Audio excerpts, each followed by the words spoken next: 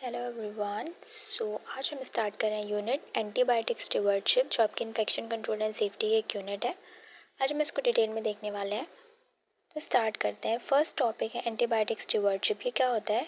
This tool is applied in a health care facility to optimum the use of antimicrobials. This is called as antimicrobial stewardship.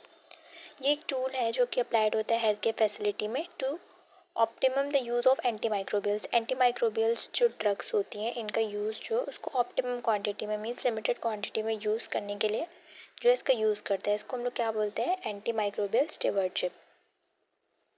Antimicrobial stewardship क्या होता है? Is a coordinated programme to facilitate suitable use of antimicrobials, improve patient result, reduce microbial resistance and minimize the spread of infection from multi-drug resistance organism।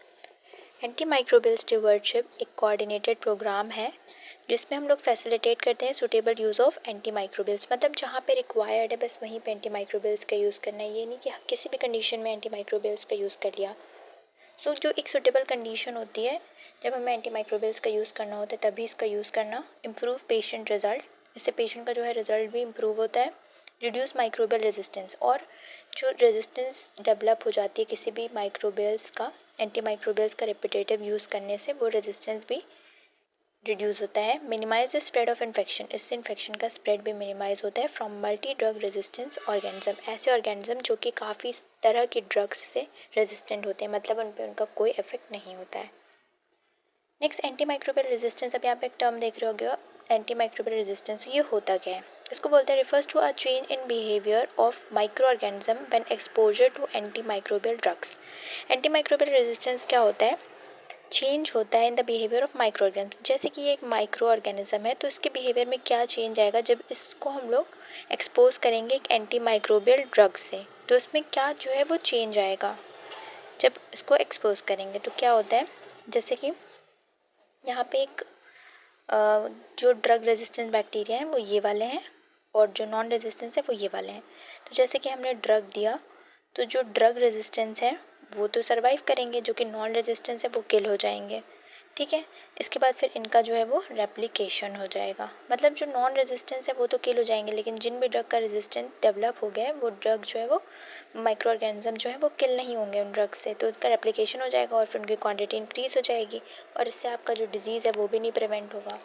तो इस वजह से हम लोग antimicrobial stewardship programme का यूज़ करते हैं। इसके टाइप्स की बात करें, टाइप्स ऑफ एंटीमाइक्रोबियल रेजिस्टेंस, सबसे पहले होता है multi drug resistance. Multi drug resistance, then we have extensively drug resistance, XDR, then we have pan drug resistance, that is PDR। Multi drug resistance MDR क्या होता है? मोर देन वन एंटीमाइक्रोबियल एजेंट से जब हम रेजिस्टेंस होते हैं तो उसको हम लोग बोलते हैं मल्टी ड्रग रेजिस्टेंस, मतलब मोर देन वन, मल्टीपल ड्रग से। देन एक्सटेंसिवली ड्रग रेजिस्टेंस क्या होता है? Extreme drug resistance, multiple agent resistance. Extreme condition में जब ड्रग रेजिस्टेंस होते हैं तो उसको हम लोग बोलते हैं एक्सटेंसिवली। पैन ड्रग रेजिस्टेंस क्या होता है? Resistant to all approved antimicrobial, जितनी भी अप्रूव्ड एंटीमाइक्रोबियल्स हैं फॉर द ह्यूमन यूज़, उन सारी ड्रग से जब रेजिस्टेंस हो जाते हैं उसको बोलते हैं पैन ड्रग रेजिस्टेंस। फिर इम्पॉर्टेंस क्या है ऑफ एंटीबायोटिक स्टीवर्डशिप के? इम्पॉर्टेंस क्या है?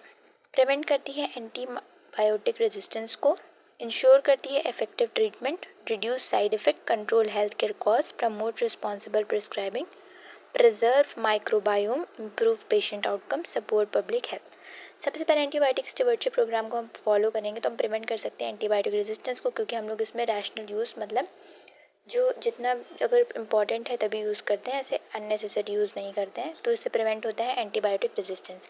इंश्योर करता है इफेक्टिव ट्रीटमेंट, अगर कोई किसी ड्रग से रेजिस्टेंस नहीं हुआ है तो उस पर वो ड्रग अच्छे से वर्क करेगी, तो फिर ये जो है इससे इफेक्टिव ट्रीटमेंट हो पाएगा। रिड्यूस करता है साइड इफ़ेक्ट को। एज यू ऑल नो कि अगर कोई भी ड्रग है उसको हम लोग ज़्यादा अमाउंट में लेते हैं तो वो साइड इफ़ेक्ट कॉज करता है, तो वो प्रिवेंट हो जाएगा, रिड्यूस हो जाएगा। कंट्रोल करता है हेल्थ केयर कॉस्ट को, अननेसेसरी दवा खाना हर चीज़ पे वही। प्रमोट करता है रिस्पॉन्सिबल प्रिस्क्राइबिंग को, मतलब जिस कंडीशन के लिए जो सी ड्रग है उसको ही प्रिस्क्राइब करना है, ऐसे रिस्पॉन्सिबली कोई भी ड्रग नहीं देना है, तो उसको प्रमोट करता है कि रिस्पॉन्सिबल प्रिस्क्राइबिंग हो। प्रिजर्व माइक्रोबायोम, इम्प्रूव करता है पेशेंट आउटकम को, सपोर्ट करता है पब्लिक हेल्थ को। नेक्स्ट हमारा आता है प्रिवेंशन ऑफ MRSA। नेक्स्ट में बात करें prevention of MRSA methyl resistant staphylococcus aureus. Staphylococcus aureus क्या होता है? ग्राम पॉजिटिव बैक्टीरिया है जो कि थिक पेप्टाइडोग्लाइकन की लेयर होती है जिसके ऊपर, और ये ग्रेप लाइक कस्टर में प्रेजेंट होता है। ये स्टेफाइलोकोकस ऑरियस ऐसे ऐसे ऑर्गेनिज्म होते हैं जो ऐसे ग्रेप लाइक स्ट्रक्चर में प्रेजेंट होते हैं। ठीक है, इसके बाद टॉक्सिन्स की बात करें, इसमें कौन कौन से होते हैं? हीमोलाइसिन, एक्सफोलिएटिव टॉक्सिन, एंटेरोटॉक्सिन। ये आप लोग माइक्रोबायोलॉजी में डिटेल में पढ़ोगे, यहाँ पे बस एज अ ओवरव्यू आप देख लो। एक्स्ट्रा सेलुलर एंजाइम होता है, cell wall associated factor, thick layer होती है। Then we have clumping factor that is protein ए।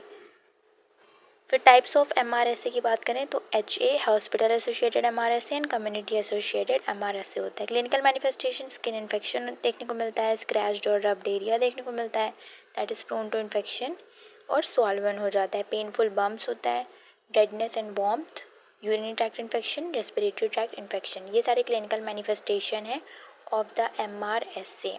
ठीक है, देन प्रिवेंशन, इसका हम लोग कैसे इसको प्रिवेंट कर सकते हैं? सबसे पहले हैंड हाइजीन को फॉलो करके, the main step hand hygiene, hand को सैनिटाइज करके, अवॉइड करके ऑफ शेयरिंग को अवॉइड करना अपने पर्सनल आइटम्स की, जैसे कि क्या टॉवल्स हो गया या फिर कोई भी अपना मेकअप का थिंग हो गया, एनीथिंग, किसी की चीज़ भी अपनी पर्सनल चीज़ को शेयर नहीं करना। टेक केयर ऑफ वंड्स, अगर आपको कोई वंड हो गया है तो उसको प्रॉपरली क्लीन करना है, उस पर बैंडेजिंग ड्रेसिंग करना है। फिर cleaning linens with hot water, अपने जो लिनन्स हैं उसको जो है प्रॉपरली क्लीन करना with hot water. Wiping non washable gear, screening, ये सारी चीज़ें करके हम प्रिवेंट कर सकते हैं MRSA को।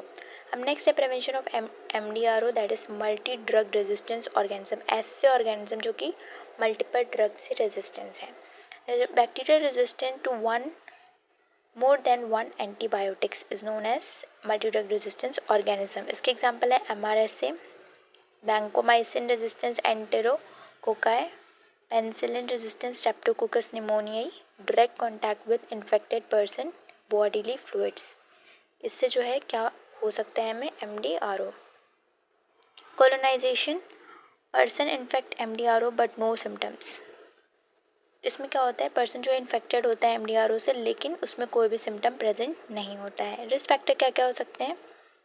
Close contact with the patient that is sharing items, कोई सीरियस इलनेस है, रिसेंट हॉस्पिटल स्टे हुआ है, लॉन्ग टर्म हॉस्पिटल स्टे हुआ है, अंडर एंटीबायोटिक है, एंटीबायोटिक चल रही है, अंडरगॉन मेडिकल प्रोसीजर को इन पे डन हुआ है, यूरिनरी कैथेटर लगा है, पास हिस्ट्री है, या फिर एल्डरली पेशेंट है। इसको भी कैसे प्रिवेंट कर सकते हैं? हैंड हाइजीन का यूज़ करके, प्रोटेक्टिव क्लोथिंग को यूज़ करके, केयरफुल यूज़ करके of the antibiotic, private rooms में रह करके, डेली क्लीनिंग एंड मॉनिटरिंग।